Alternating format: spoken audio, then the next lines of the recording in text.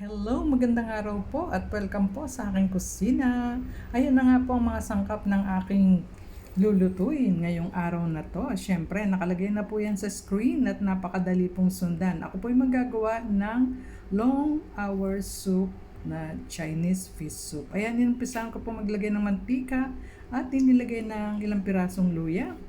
At susunod ko na pong inilagay ang isda. Ayan. Yan pong gagawin kong soup, yung maliliit na isda. Okay lang po kahit madurog yan. At akin na nga pong lagyan din ng asin.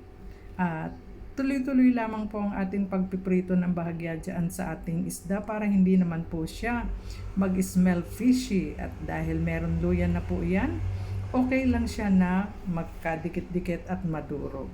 At pagkatapos po akin naman pong nilagay yan sa isang cheesecloth. Ayan. Nakahanda na rin po ang aking pakuluan ng sabaw. Nakalagay na po ang lahat ng nuts and beans. Nilagay na rin po ang malinis at pinakulong buto-buto or yung lean meat. Ayan nga po, nakita nyo na inilagay ko na ang aking mga beans. At akin na nga pong tatakpan yan in 2 hours.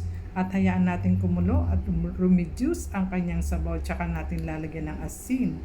At ayan, pagkakulo, inilagay ko na nga po ang cloth na ating lamang isda. Ayan, habang kumukulo, kinakailangan pong ilagay yan at makikita nyo po na puting-puti po ang ating magiging sabaw. Ayan.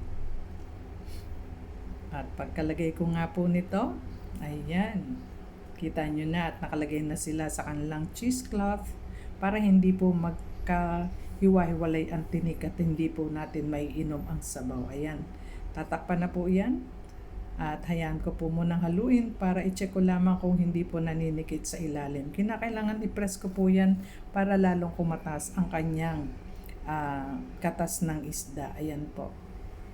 Ganyan po ang long soup. Ayan, nakita nyo ng kulay. Para na po siyang pinaghugasan ng bigas na napakaputi. Siyempre, masarap din po yan. At pag na-reduce na po yung tubig natin o yung sabaw, lagyan ng asin. At ayan, luto na nga po in 2 hours. Nakahanda na para sa ating lamesa. At iyahain. Tayo na nga po'y kumain. Thank you for watching. Bye-bye. See you next time.